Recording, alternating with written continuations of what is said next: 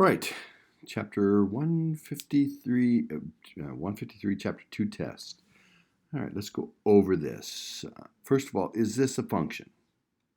Now remember that a function is when something in the domain, you give an input and you get possibility of two different outputs. So we have 3 that's going in, 5, we already had 5, and 6. The outputs, a 3 goes to a 3, a 5 goes to 2, 5 goes to 2, that's the same thing, so that's not one going to two different things, they're going to the same thing, and 6 going to 2, and that's okay. Two things can go to the same number, but some number can't go to two different things, so this is a function.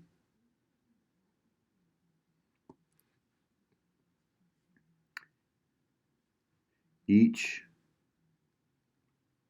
input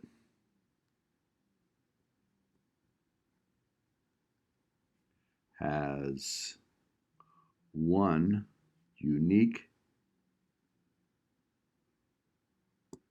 5, only a 2 comes out, unique output.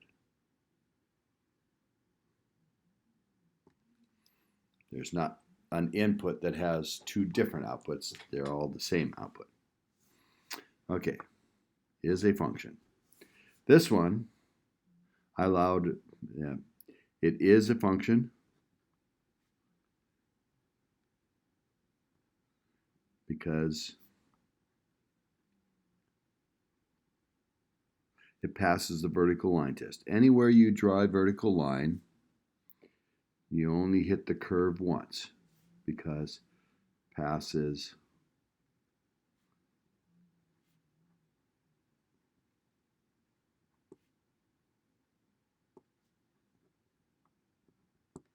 okay.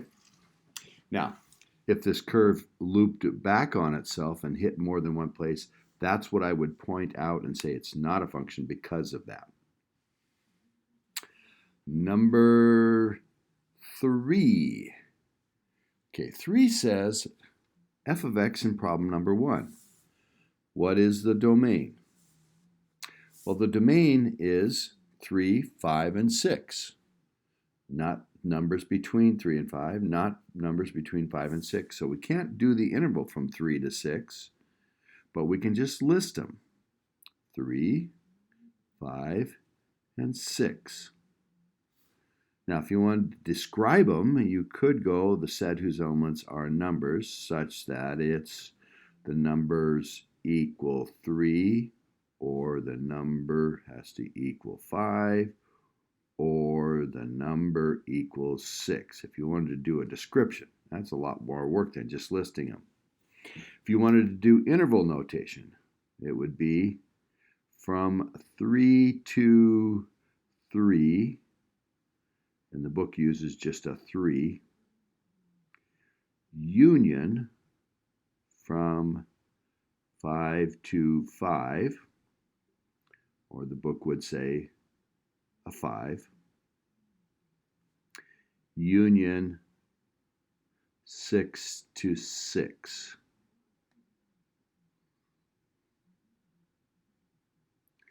That one, that one, that one, that one.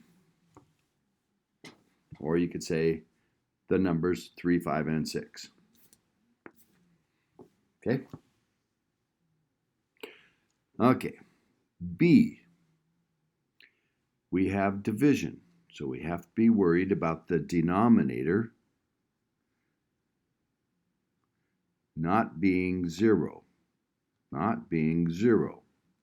So if you add 1 to both sides, you get the x squared cannot equal 1. If you take the square root of both sides, you find that x cannot equal plus or minus 1. 1 squared is 1, and negative 1 squared is 1. So our domain could be all reals except plus or minus 1. Or set whose elements are numbers such that the numbers are not equal to plus or minus 1. Or in interval notation, we can go from negative infinity up to negative 1, not including it, union. Again, we can start right after negative 1 and go up to 1, but not include it, union from 1 to infinity. I'll let you decide which one you think is the easiest. Now on the square root, we can take square root of 0. The square root of 0 is 0. So we can have something in here that makes it be 0. Now if this was in the denominator, then we couldn't let it be 0 because then it'd be division by 0. But the stuff inside can't be negative. Square roots of negatives give you imaginary numbers. So the 5 plus x cannot be less than 0. It can be greater than or equal to 0. If you subtract 5 from both sides, you get the numbers that you can use for x can be greater than or equal. You don't flip this when you add or subtract. It's only if you divide by a negative or multiply by a negative. But subtracting a negative doesn't cause the sign to flip. And so we get the set whose elements are, I'm going to use a description, numbers such that the numbers have to be greater than or equal to negative 5. Or interval notation, start at negative 5, including it, and going off to positive infinity. That's greater than negative 5. Okay, page 2. Come on, page 2. There we go. The range. So that's from the lowest. So the lowest is, if you said negative 8, that would be fine with me. If you said negative 8.1 or negative 8.2, that's fine. I'll do negative 8.1. It looks like it's a little bit below negative 8. That's the lowest. Range starts from low, goes to the highest. The highest looks like it reaches 5. It looks like it actually does exist at 5, so that would be closed. The bottom here doesn't actually end up having a value, so it has to be an open. Now you could also say the set whose elements are numbers such that negative 8.1 is less than the numbers which is less than or equal to 5. Solid on this side, including open on this side, not an equal. Find the intercepts. Well, it crosses right there. Intercepts are points, so we list them as points.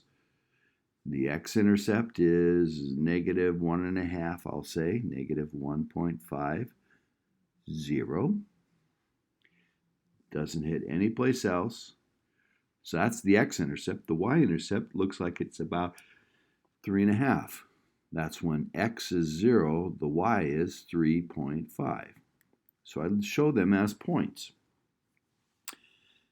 Now it says evaluate. In other words, I'm supposed to find a value, a number, or an expression for the number or something, where the function m, so this is a graph of m, at x equals 3. At 3, it looks like it's slightly below 5.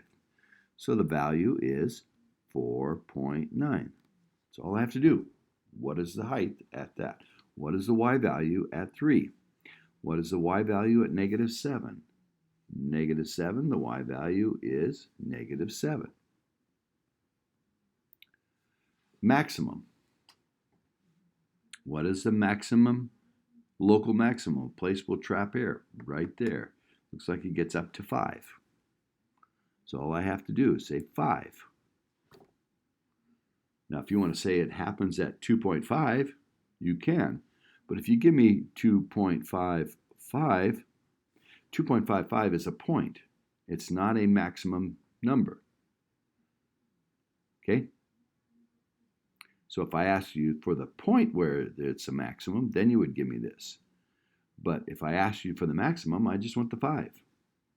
Locate the local minimum. That's a place where water will be held. Well, that won't work there, but it will work there. It looks like it's at about 3/4. That's the only local minimum.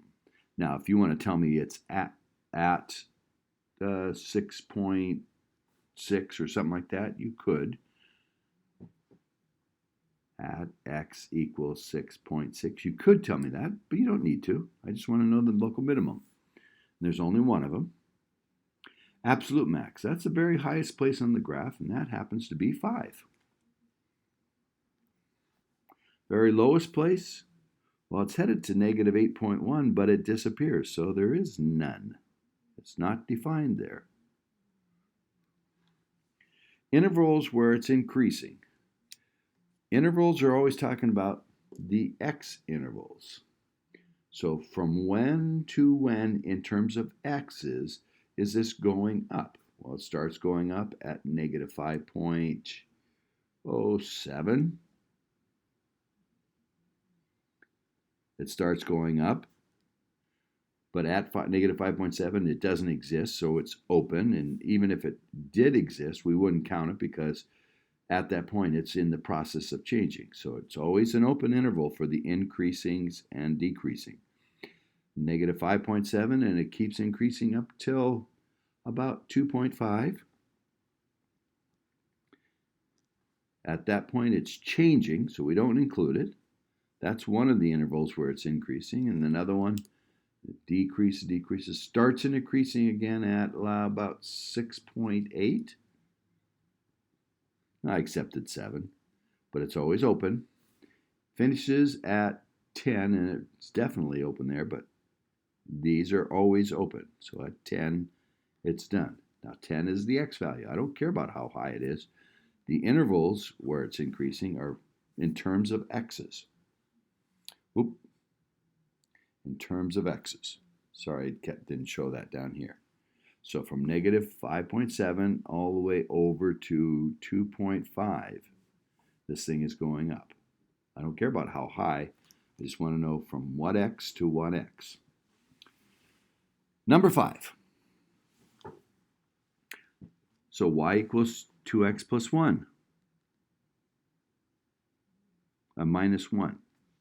So it goes through minus 1 with a slope of 2.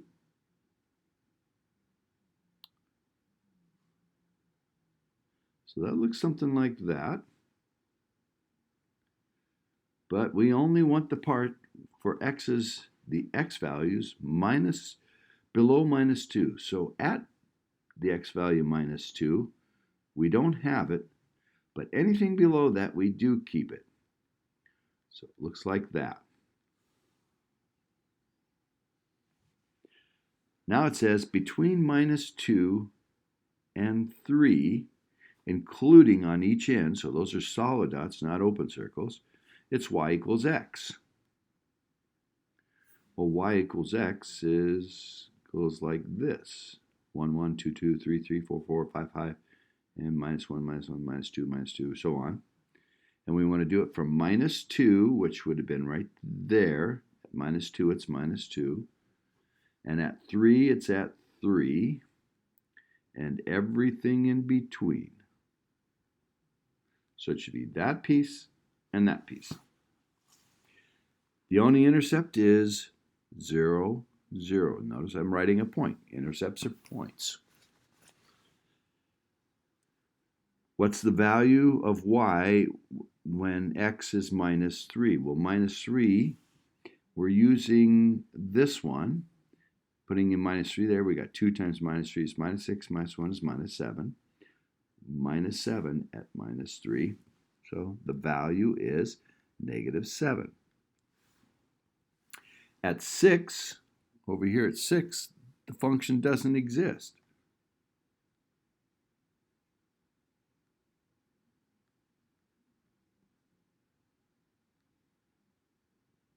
Or it's not defined, whatever you want to say there. At 3, it's 3. Or if we were looking at here, This is the one that has the 3 in it, so we'd use y equals 3. Okay.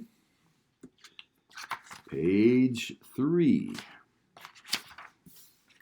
Now we get to do some algebra. F minus g. F, that's x squared minus 3x minus, and when you got a minus, you should put parentheses around. What are you subtracting? 5x minus 2. So there's nothing to distribute here, so we can drop those. There's nothing to combine, so we got x squared minus 3x minus 5x minus a minus 2 is plus 2. So we have x squared minus 8x plus 2. F times g. So that means we have x squared minus 3x, that quantity, times 5x minus 2. That's g, that's f, and we're multiplying. Well, you should know that you take the first times the first times the last. Got to multiply all of them. Got to do this distributive property. X squared times 5x is 5x times x, x to the third. X squared times minus 2 is minus 2x squared. Negative 3x times 5x is negative 15x squared. Negative 3x times a negative 2 is plus 6x. So we have like terms there. So we have 5x to the third minus 17x squared plus 6x.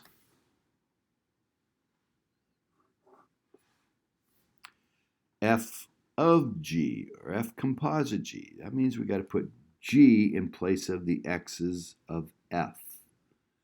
So the x's of f, that's something squared minus 3 times the something. Those are where the x's are in f. And then we're going to place them with g, 5x minus 2.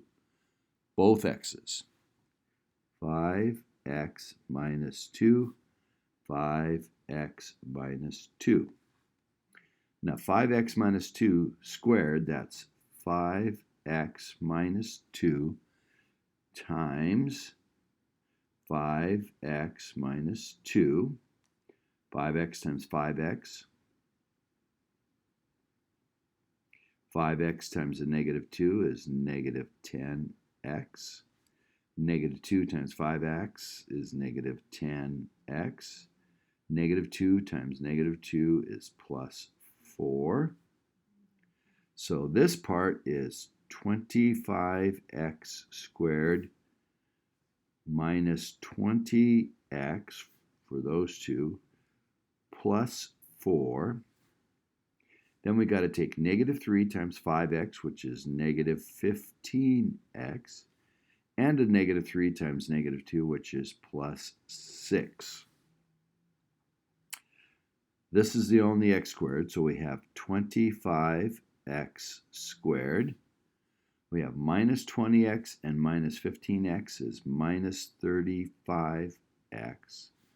We have plus 4 plus 6 is plus 10. Okay.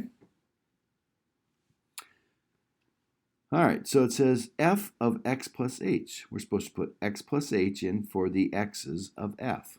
So sort of like what we did here, we're going to start off with parenthesis. It says x, we're replacing it, squared minus 3x, we're replacing it. Then subtract f of x. So f of x is something that is x squared minus 3x over h.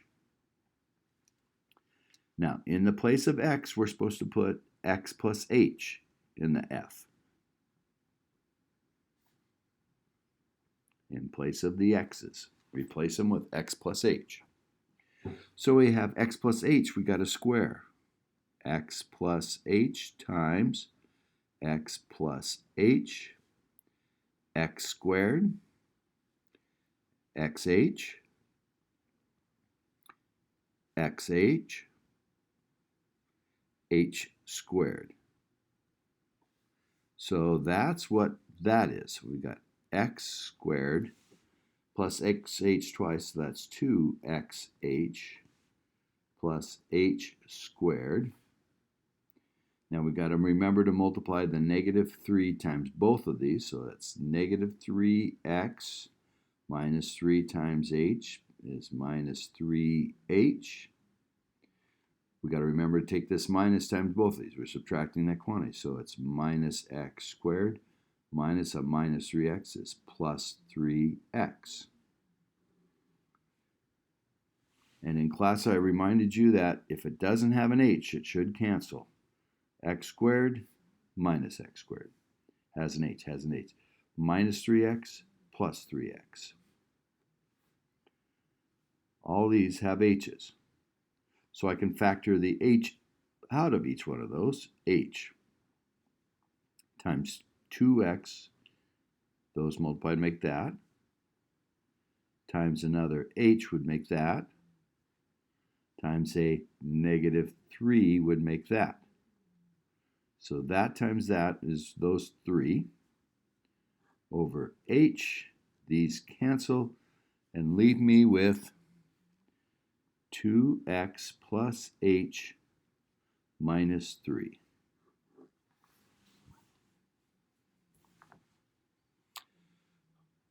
F divided by g using 3 for the x's. So f has an x minus 3x. G has a 5x minus 2, and we're supposed to use 3 for these x's. So 3 squared is 9. Minus 3 times 3 is minus 9. 3 times 5 is 15 minus 2. So that's 0 over 13, which is 0. If it was 0 in the denominator, it would be undefined, but it's 0 in the numerator, so it is 0. All right. I'm going to work on the inside. It's the most complicated. It looks like something squared. So my parent function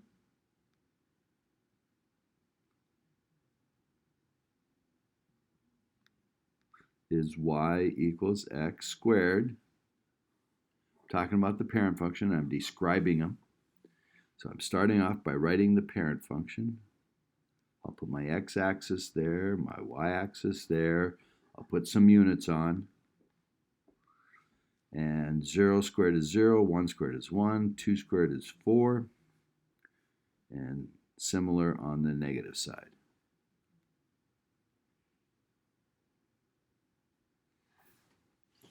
Okay.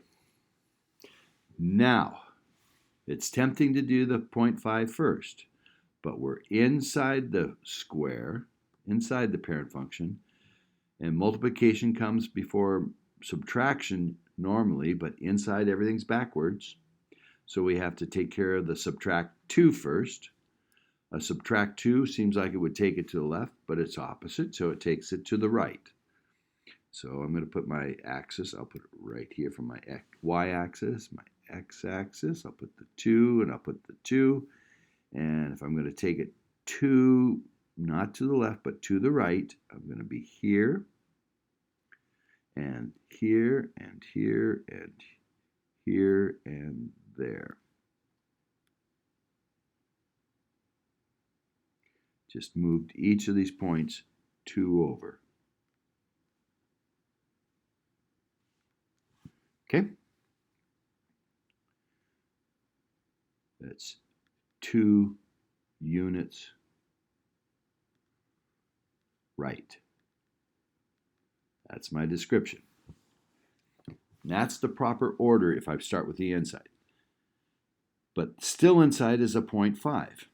And a 0.5 is time, so this is going to be either a stretch or compress. Now, if we multiply by half, we'd think it would be half as wide, but since it's opposite, it's going to be twice as wide. But it means twice as far from the y-axis. This is the biggest mistake on this problem. So stretch inside, so it's horizontally by 2. So I'll put the same axes here. And I look at the 2. Everything when we're doing horizontal stretch, it's from the y-axis. How far is 2, or if you wish, that's 2, 0. Multiply the x-coordinate by 2. Twice as much, so it becomes 4. The x-coordinate here is 1, so it becomes 2. Twice as far from the y-axis, twice as far from the y-axis. This one is 1, 2, 3, so it's 3. 3 times 2 is 6. 1, 2, 3, 4, 5. That'd be clear over here. This one is 0, 4, and 0 times 2 is still 0, or twice as far from being on the axis as still being on the axis. 4 would turn out to be 8. 1, 2, 3, 4, 5, 6, 7, 8. It'd be clear over in this graph.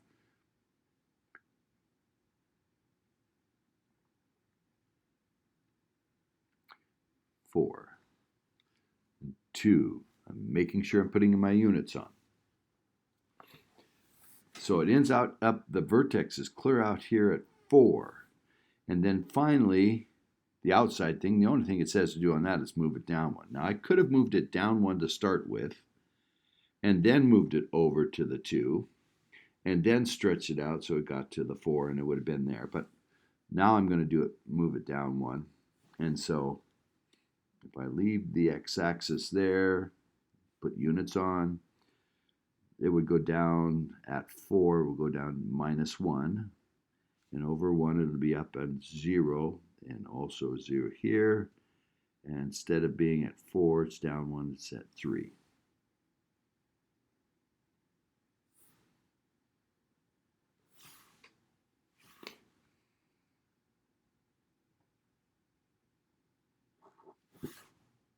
Got all my units, I described each transformation, and I started with the parent function and said what happened on each of the transformations to get to my final answer. Okay, last page. So here is the parent function.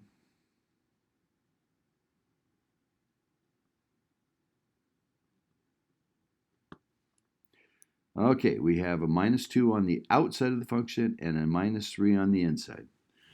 I'll just do the inside first. So -3 would move it, since it's inside, go opposite, go +3. So each one of these points goes +3. So I'll draw my axis.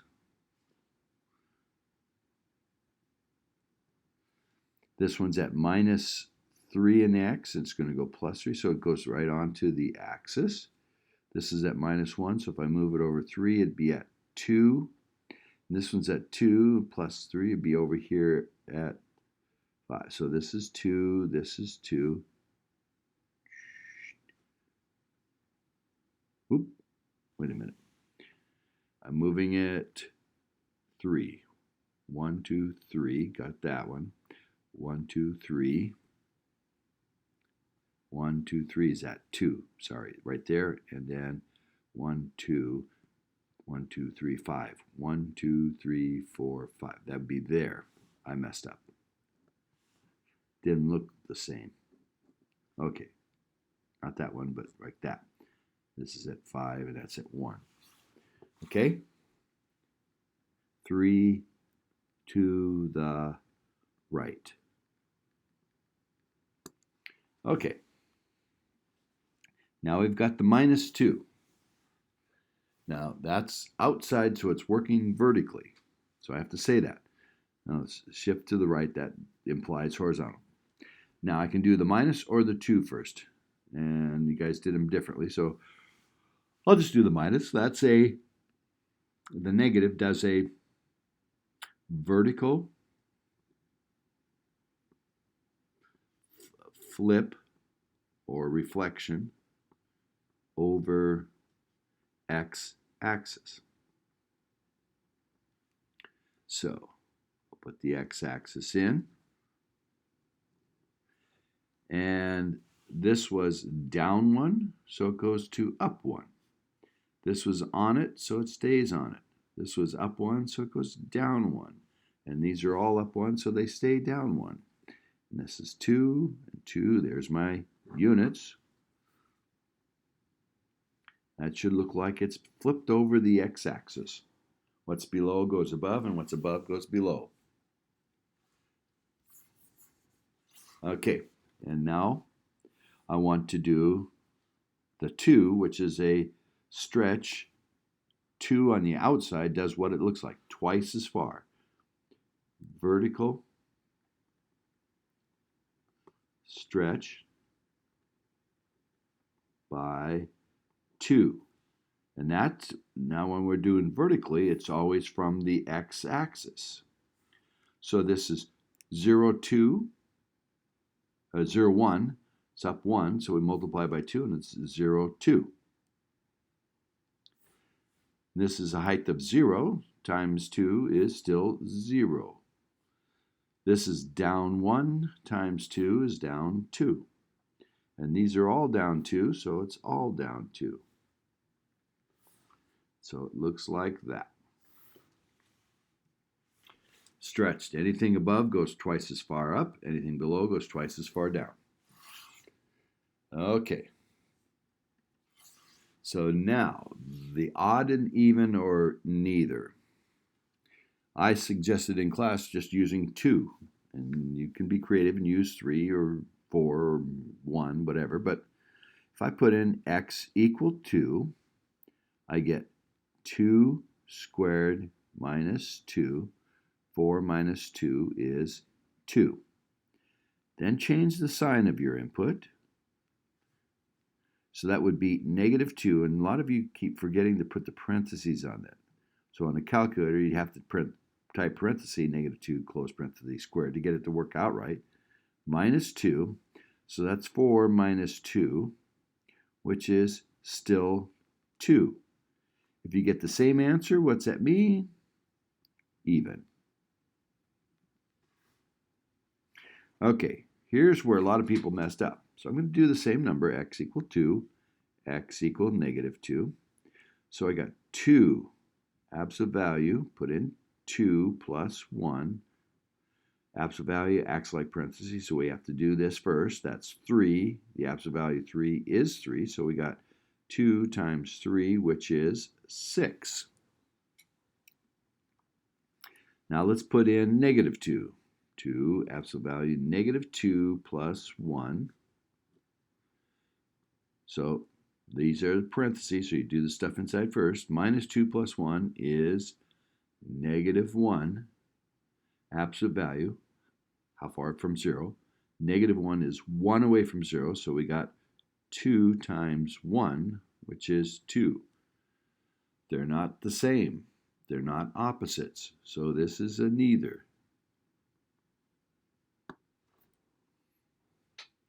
And then on this one, if I let x equal 2, I get 2 squared plus 1 times 2.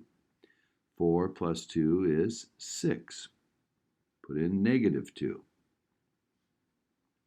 Negative 2 squared plus 1 times negative 2. That's 4 minus 2, which is 2. Not the same, neither. Not the same and not opposites. Okay, last one. It said find the distance from the expression for the distance. It gives the distance from P to the origin. Origin is 0, 0. P is x, y, but y is 8, minus 8x over 5. So the distance between them, as a function of x, the distance formula says square root of the change in x. X minus 0 is just x, plus the change in y. The y change is 0 to that, which is that minus 0, which is just 8 minus 8x over 5. And you square those changes and take the square root, and that's the distance. So this is what I wanted for the distance. And then find the value that makes it minimum. So that distance is pretty long there. It gets shorter some in here, and then it starts getting longer and longer. So we want the distance somewhere in here. So it's going to be around 3 for our answer. And so I'm going to pull out a calculator and do this one. This is the only problem I needed a calculator on. So I go to y equals, and we have to write square root. Well, let's clear everything. Square root x squared plus, always plus in the distance formula, parenthesis 8 subtract 8x divided by 5, close the parenthesis, that's the change in y, and we got to square that. Go outside, and it's somewhere between 0 and 4, so I could probably do zoom 4, although I might not see the max or the min. And I'm not seeing anything, so maybe we need to do zoom 6. That maybe help us. Oh, there is a minimum out there, somewhere in there where it's the closest. So I'm going to go second, put it up here where you can see it. Second, calculate. Going to choose the minimum, and it's somewhere between 0 and 5. So I just hit 0, enter, 5, enter. And my guess, I think it's around 3. And it says, yeah, pretty close, 3.59. 3.595, which would round to 3.60. So x that produces them is approximately 3.6. Okay?